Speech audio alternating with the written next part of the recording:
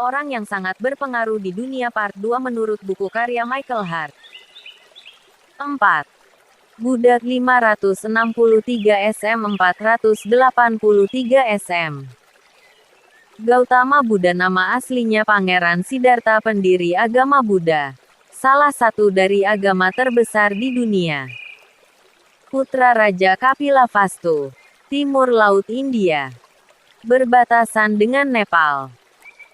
Siddhartha sendiri, marga Gautama dari suku Sakaya, konon lahir di Lumbini yang kini termasuk wilayah negara Nepal. Kawin pada umur 16 tahun dengan sepupunya yang sebaya. Dibesarkan di dalam istana mewah. Pangeran Siddhartha tak betah dengan hidup enak berleha-leha. Dan dirundung rasa tidak puas yang amat.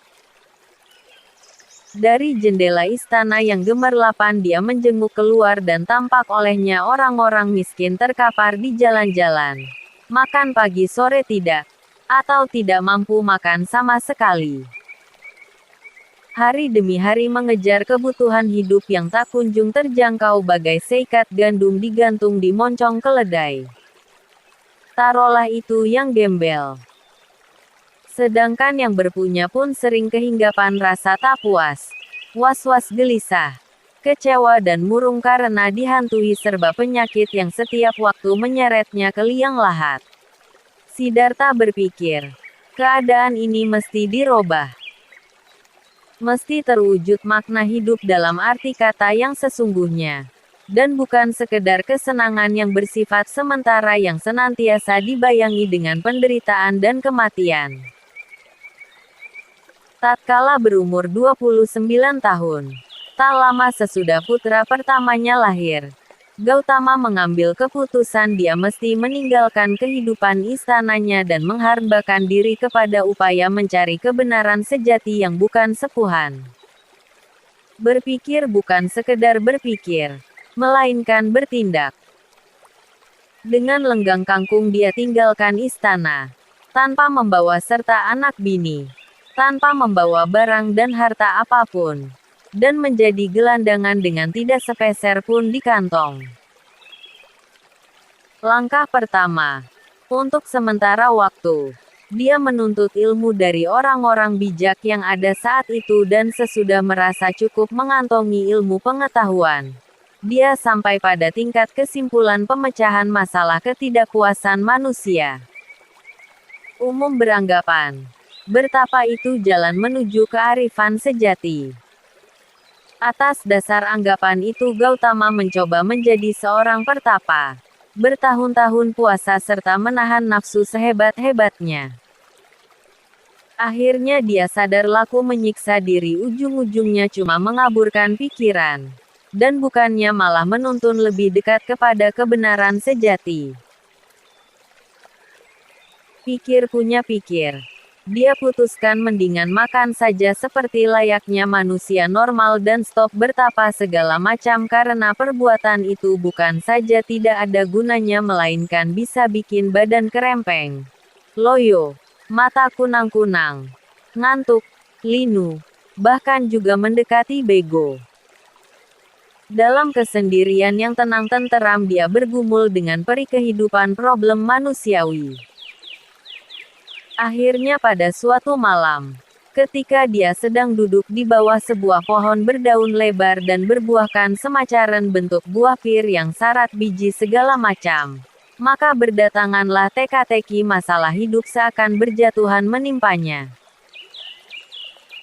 Semalam suntuk Siddhartha merenung dalam-dalam dan ketika mentari merekah di ufuk timur dia tersentak dan berbarengan yakin bahwa terpecahkan sudah persoalan yang rumit dan dia pun mulai saat itu menyebut dirinya Buddha, orang yang diberi penerangan. Pada saat itu umurnya menginjak 35 tahun. Sisa umurnya yang 45 tahun dipergunakannya berkelana sepanjang India bagian utara. Menyebarkan filosofi barunya di depan halayak siapa saja yang sudi mendengarkan. Saat dia wafat, tahun 483 sebelum Masehi, sudah ratusan ribu pemeluk ajarannya.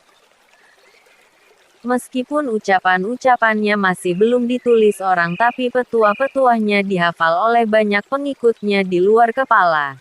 Diwariskan dari satu generasi ke generasi berikutnya lewat mulut semata.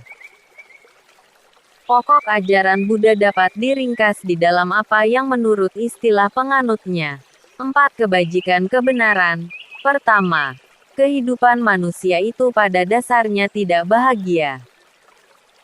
Kedua, sebab musabab ketidakbahagiaan ini adalah memikirkan kepentingan diri sendiri serta terbelenggu oleh nafsu. Ketiga, pemikiran kepentingan diri sendiri dan nafsu dapat ditekan habis bila mana segala nafsu dan hasrat dapat ditiadakan. Dalam ajaran Buddha disebut nirvana. Keempat, menimbang benar, berpikir benar, berbicara benar, berbuat benar, cari nafkah benar, berusaha benar, mengingat benar, meditasi benar. Dapat ditambahkan agama Buddha itu terbuka buat siapa saja. Tak peduli dari ras apapun dia. Ini yang membedakannya dengan agama Hindu. Beberapa saat sesudah Gautama wafat agama baru ini merambat pelan. Pada abad ketiga sebelum Masehi, seorang kaisar India yang besar kuasa bernama Asoka menjadi pemeluk agama Buddha. Berkat dukungannya, penyebaran agama Buddha melesat deras, bukan saja di India tapi juga di Burma. Dari sini Agarna itu menjalar ke seluruh Asia Tenggara, ke Malaysia dan Indonesia. Angin penyebaran pengaruh itu bukan cuma bertiup ke selatan melainkan juga ke utara. Menerobos masuk Tibet, ke Afghanistan dan Asia Tengah. Tidak sampai situ. Dia mengambah Cina dan merenggut pengaruh yang bukan buatan besarnya dan dari sana menyeberang ke Jepang dan Korea. Sedangkan di India sendiri agama baru itu mulai menurun pengaruhnya sesudah sekitar tahun 500 Masehi malahan nyaris punah di tahun 1200. Sebaliknya di Cina dan di Jepang, agama Buddha tetap bertahan sebagai agama pokok. Begitu pula di Tibet dan Asia Tenggara agama itu mengalami masa jayanya berabad-abad. Ajaran-ajaran Buddha tidak tertulis hingga berabad-abad sesudah wafatnya Gautama. Karena itu mudahlah dimaklumi mengapa agama itu terpecah-pecah ke dalam pelbagai sekte. Dua cabang besar agama Buddha adalah cabang Theravada pengaruhnya terutama di Asia Tenggara dan menurut anggapan sebagian besar sarjana-sarjana Barat cabang inilah yang paling mendekati ajaran-ajaran Buddha yang asli. Cabang lainnya adalah Mahayana. Bobot pengaruhnya terletak di Tibet, Cina dan juga di Asia Tenggara secara umum. Buddha, selaku pendiri salah satu agama terbesar di dunia, jelas layak menduduki urutan tingkat hampir teratas dalam daftar buku ini. Karena jumlah pemeluk agama Buddha tinggal 200 juta dibanding dengan pemeluk agama Islam yang 500 juta banyaknya dan 1 miliar pemeluk agama Nasrani. Dengan sendirinya pengaruh Buddha lebih kecil ketimbang Muhammad atau Isa. Akan tetapi, beda jumlah penganut jika dijadikan ukuran yang keliwat ketat bisa juga menyesatkan. Misalnya, matinya atau merosotnya agama Buddha di India bukan merosot sembarang merosot melainkan karena agama Hindu sudah menyerap banyak ajaran dan prinsip-prinsip Buddha ke dalam tubuhnya. Di Cina pun, sejumlah besar penduduk yang tidak lagi terang-terangan menyebut dirinya penganut Buddha dalam praktek kehidupan sehari-hari sebenarnya amat dipengaruhi oleh filosofi agama. Agama Buddha jauh mengungguli baik Islam maupun Nasrani, punya anasir pasifis yang amat menonjol. Pandangan yang berpangkal pada tanpa kekerasan ini memainkan peranan penting dalam sejarah politik negara-negara berpenganut Buddha. Banyak orang bilang bila suatu saat kelak Isa turun kembali ke bumi dia akan melongo kaget melihat segala apa yang dilakukan orang atas namanya. Dan akan cemas atas pertumpahan darah yang terjadi dalam pertentangan antar sekte yang saling berbeda pendapat yang sama-sama mengaku jadi pengikutnya. Begitu juga akan terjadi pada diri Buddha. Dia tak bisa tidak akan ternganga-nganga menyaksikan begitu banyaknya sekte-sekte agama Buddha yang bertumbuhan di mana-mana. Saling berbeda satu sama lain walau semuanya mengaku pemeluk Buddha. Narnun. Bagaimanapun semrawutnya sekte-sekte yang saling berbeda itu tidaklah sampai menimbulkan perang agama berdarah seperti terjadi di dunia Kristen Eropa. Dalam hubungan ini, paling sedikit berarti ajaran Buddha tampak jauh mendalam dihayati oleh pemeluknya ketimbang ajaran-ajaran Isa dalam kaitan yang sama. Buddha dan Konghucu kira-kira punya pengaruh setaraf terhadap dunia. Keduanya hidup di kurun waktu yang hampir bersamaan. Dan jumlah pengikutnya pun tak jauh beda. Pilihan saya menempatkan nama Buddha lebih dulu daripada Konghucu dalam urutan disandarkan atas dua pertimbangan. Pertama, perkembangan komunisme di Cina nyaris menyapu abis pengaruh Konghucu. Sedangkan tampaknya masa depan Buddha masih lebih banyak celah dan pengaruh ketimbang dalam Konghucu. Kedua, kegagalan ajaran Konghucu menyebar luas keluar batas Cina menunjukkan betapa erat bertautnya ajaran Konghucu dengan sikap dan tata cara zaman Cina lama. Sebaliknya, ajaran Buddha tak ada mengandung pernyataan ulangan atau mengunyah-ngunyah filosofi India terdahulu. Dan agama Buddha menyebar melangkah batas pekarangan negerinya India bersandarkan gagasan Tulen Gautama serta jangkauan luas filosofinya.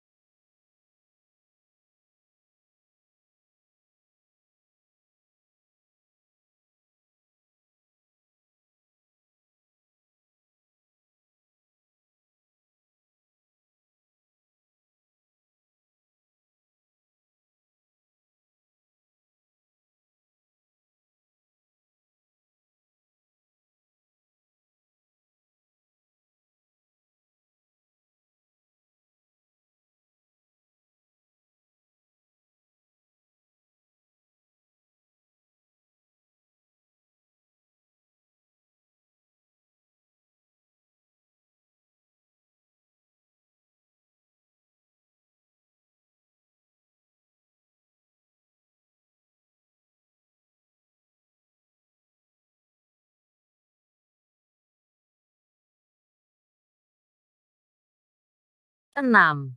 St. Paul 4M 64M. Rasul Paul.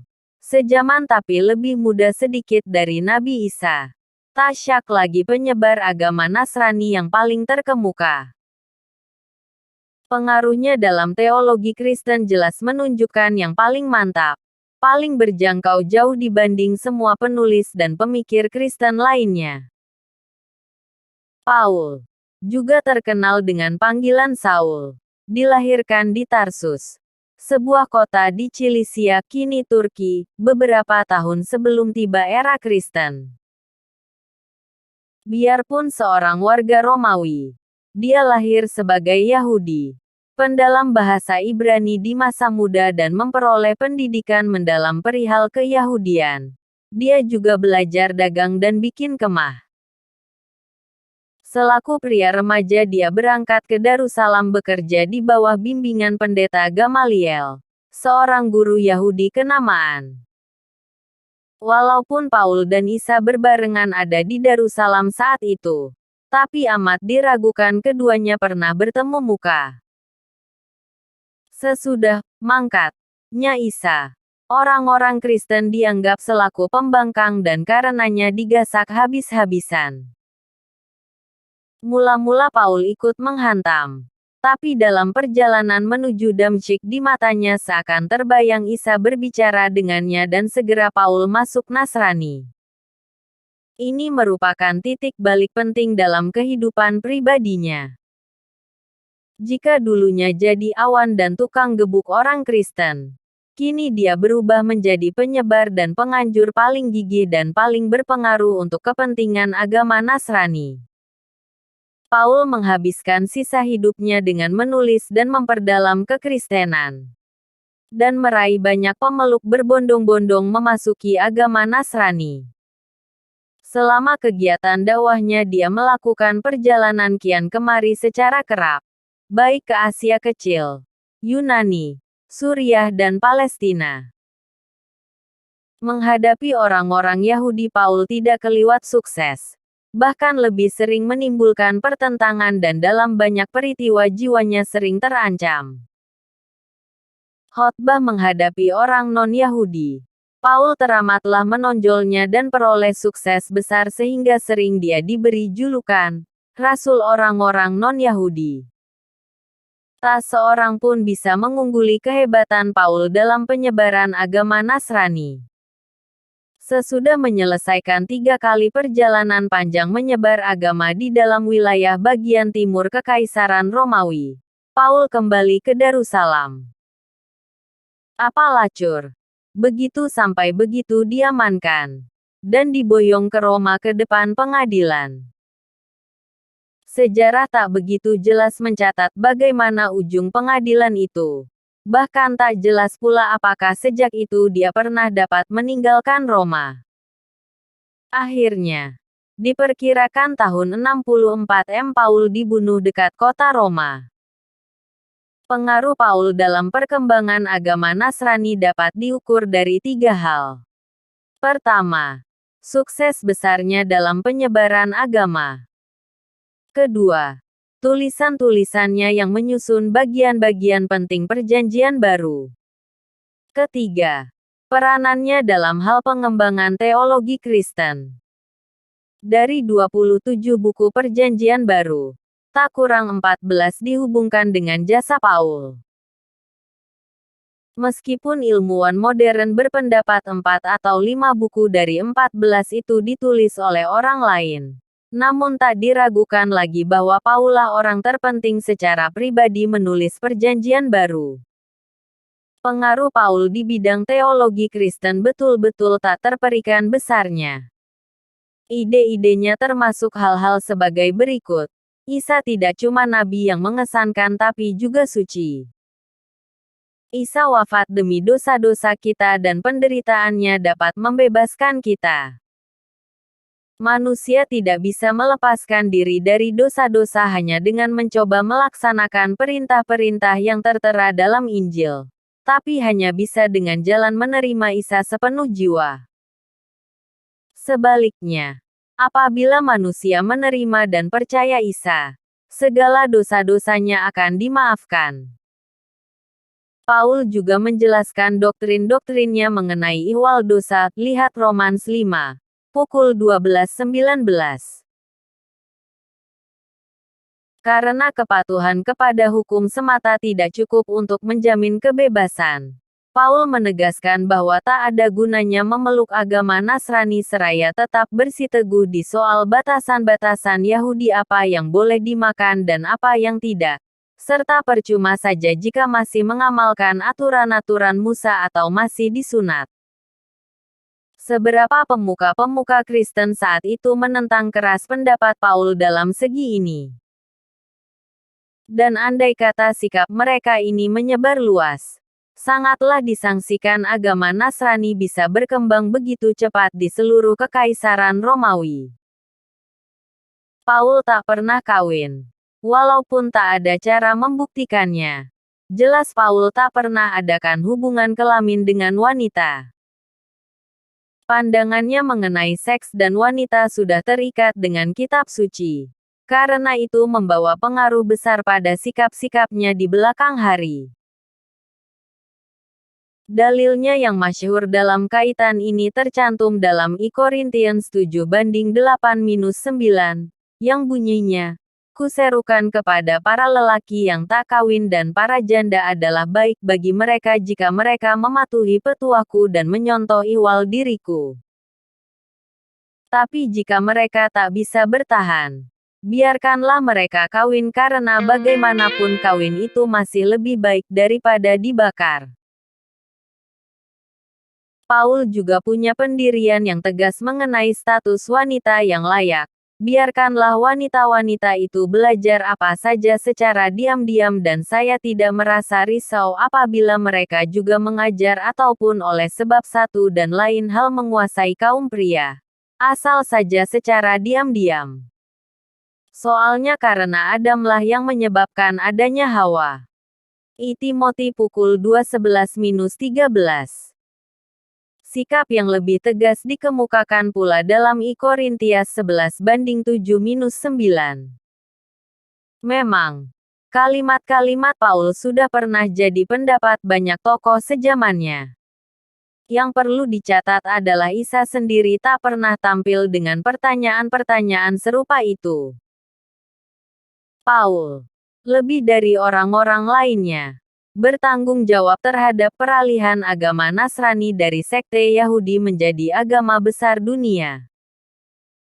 Ide sentralnya tentang kesucian Isa dan pengakuan berdasar kepercayaan semata tetap merupakan dasar pemikiran Kristen sepanjang abad-abad berikutnya.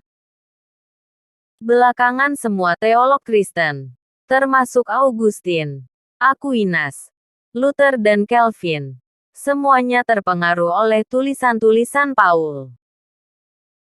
Begitu mendalamnya pengaruh Paul sampai-sampai banyak sarjana beranggapan Paul lah yang jadi pendiri agama Nasrani, dan bukannya Isa. Tentunya anggapan ini keliwat berlebihan. Biar bagaimana, taruhlah pengaruh Paul tidak bisa disejajarkan dengan Isa. Yang sudah pasti dia jauh lebih hebat dari pemikir Nasrani yang manapun juga. 7 Sailun tanda kurang lebih 105. Penemu bahan kertas Sailun besar kemungkinan sebuah nama yang asing kedengaran di kuping pembaca. Menimbang betapa penting penemuannya, amatlah mengherankan orang-orang Barat meremehkannya begitu saja. Tidak sedikit ensiklopedia besar tak mencantumkan namanya barang sepatah pun. Ini sungguh keterlaluan.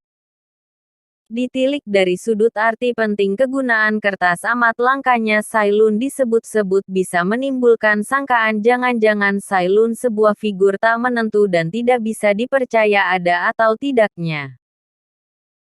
Tetapi, penyelidikan seksama membuktikan dengan mutlak jelas bahwa Sailun itu benar-benar ada dan bukan sejenis jin dalam dongeng. Dia seorang pegawai negeri pada pengadilan kerajaan yang di tahun 105 mempersembahkan contoh kertas kepada Kaisar Hoti. Catatan Cina tentang penemuan Cailun ini terdapat dalam penulisan sejarah resmi dinasti Han, sepenuhnya terus terang dan dapat dipercaya. Tanpa sedikit pun ada bau-bau magi atau dongeng.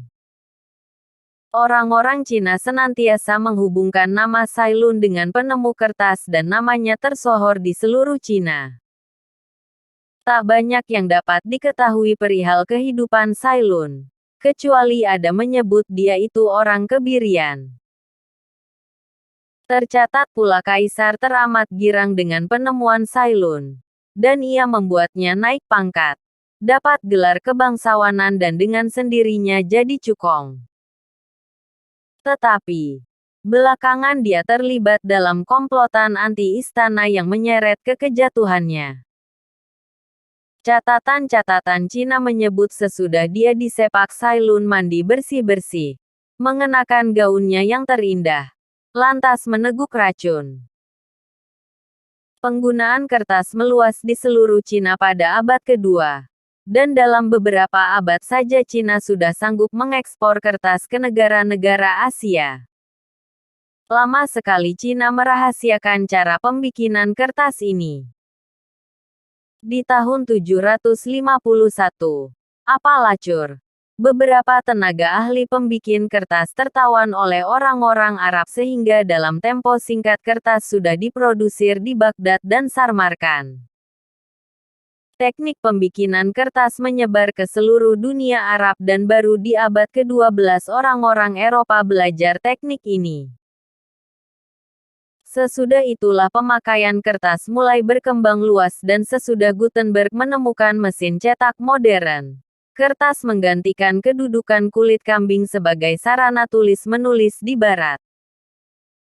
Kini penggunaan kertas begitu umumnya sehingga tak seorang pun sanggup membayangkan bagaimana bentuk dunia tanpa kertas. Di Cina sebelum penemuan Cailun umumnya buku dibuat dari bambu. Keruan saja buku macam itu terlampau berat dan kikuk. Memang ada juga buku yang dibuat dari sutera tetapi harganya amat mahal buat umum. Sedangkan di Barat sebelum ada kertas buku ditulis di atas kulit kambing atau lembu. Material ini sebagai pengganti papirus yang digemari oleh orang-orang Yunani, Romawi dan Mesir. Baik kulit maupun papirus bukan saja termasuk barang langka tetapi juga harga sulit terjangkau. Sekarang, entah buku entah barang tulisan lain dapat diprodusir secara murah dan sekaligus dalam jumlah besar-besaran. Ini semua berkat adanya kertas. Memang, arti penting kertas tidaklah begitu menonjol tanpa adanya mesin cetak. Tetapi sebaliknya mesin cetak pun tak banyak makna tanpa adanya bahan kertas yang begitu banyak dan begitu murah. Pertanyaan yang agak muskil sekarang, siapa yang mesti urutan tingkatnya lebih atas antara Cailun dan Gutenberg? Meskipun ruwet juga saya menentukan siapa di antara kedua orang ini berhubung sama-sama pentingnya. Tetapi akhirnya saya ambil putusan tingkat Cailun sedikit lebih tinggi dalam urutan ketimbang Gutenberg. Alasan-alasan saya begini. 1. Kertas digunakan banyak sekali semata-mata untuk bahan tulisan. 2. Cailun mendahului Gutenberg dan Gutenberg mungkin tak terpikirkan bikin mesin cetak kalau saja kertas tidak diketemukan. 3. Andai kata hanya salah satu dari mereka melakukan ciptaan, saya duga tanpa mesin ciptaan Gutenberg pun buku-buku masih bisa diprodusir lewat sistem cetak blok, yang sudah lama dikenal orang jauh sebelum Gutenberg, lewat kombinasi kertas daripada lewat kombinasi dengan kulit domba. Apakah pada tempatnya memasukkan baik Cailun maupun Gutenberg dalam urutan orang-orang yang paling berpengaruh di dunia? Untuk menyelami arti penting yang sempurna tentang penemuan kertas dan mesin cetak, sangatlah perlu memahami perkembangan kebudayaan Barat dan Cina. Sebelum masuk abad ke-2 kebudayaan Cina masih dalam taraf lebih rendah ketimbang kebudayaan Barat. Tetapi pada tahun-tahun seribuan Masehi, kemajuan-kemajuan Cina sudah melebihi Barat. Bahkan di abad ke-7 dan ke-8 kebudayaan Cina dalam banyak segi merupakan kebudayaan termaju di dunia. Sesudah abad ke-15 Barat ngebut meninggalkan Cina di belakang. Pelbagai penyelesaian kultural mengenai perubahan-perubahan ini telah banyak dikembangkan. Tetapi pelajaran teori tampaknya mengabarkan satu segi penting yang justru menurut saya sekedar suatu penjelasan yang tersederhana sifatnya. Potongan bambu dicuci dan dicelup ke dalam hak air sebagai langkah permulaan persiapan pembikinan kertas. Tentu saja benar. Pertanian dan tulis-menulis berkembang lebih dulu Timur Tengah ketimbang Cina. Tetapi hal ini bukanlah suatu jawaban apa sebab kebudayaan Cina begitu lambat dan berada di belakang Barat. Satu masalah muskil, menurut hemat saya, adalah sebelum adanya Cailun tak ada satu tulisan bermutu pun di Cina. Di dunia Barat papirus sudah ada. Dan meskipun bahan itu mengalami kemunduran, tulisan dalam bentuk gulungan tak terbatas jumlahnya dan buku-buku lebih baik kualitasnya daripada ditulis di atas kayu atau bambu. Kekurangan bahan untuk menulis merupakan faktor penghambat utama kemajuan kebudayaan Cina. Seorang sarjana Cina memerlukan satu gerobak untuk membawa sejumlah buku yang dianggapnya bermanfaat. Bayangkan saja betapa berabenya berusaha mengatur administrasi pemerintahan dengan keadaan seperti itu.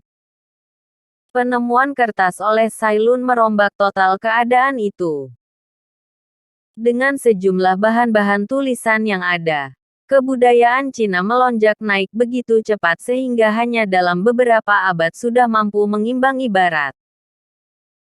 Tentu, perpecahan politik di Barat menjadi sebab penting. Tetapi ini sama sekali bukan sebab utama. Di abad keempat Cina pun secara politis terpecah-pecah. Tetapi biar begitu kebudayaan tetap maju dengan cepatnya. Dalam abad-abad berikutnya, tatkala kemajuan di Barat tersendat-sendat, Cina justru berhasil meraih penemuan-penemuan penting seperti kompas, bahan peledak, dan cara mencetak dengan blok. Sejak kertas jatuh lebih murah ketimbang kulit kambing serta dapat diperoleh dalam jumlah besar, keadaan sekarang terbalik. Sesudah orang-orang Barat mulai menggunakan kertas, mereka mampu duduk berhadapan dengan Cina, bahkan berhasil menyempitkan jurang pemisah kultural. Tulisan-tulisan Marco Polo menekankan keyakinannya bahwa bahkan di abad ke-13 Cina berada jauh di atas Eropa dalam hal kemakmuran. Mengapa selanjutnya Cina berada di belakang Eropa? Berbagai penjajagan kultural yang jelimet telah dicoba. Tetapi mungkin pengamatan teknologi yang sederhana dapat menemukan jawabannya. Di abad ke-15 di Eropa, seorang jenius bernama Johann Gutenberg menemukan cara memproduksi buku sebanyak-banyaknya. Akibat penemuan itu, kultur Eropa maju dengan pesat.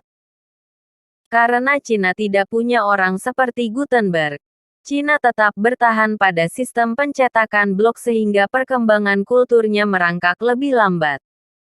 Melumatkan batang bambu, membikin lembaran kertas, mengepres lembaran kertas, mengeringkan lembaran kertas.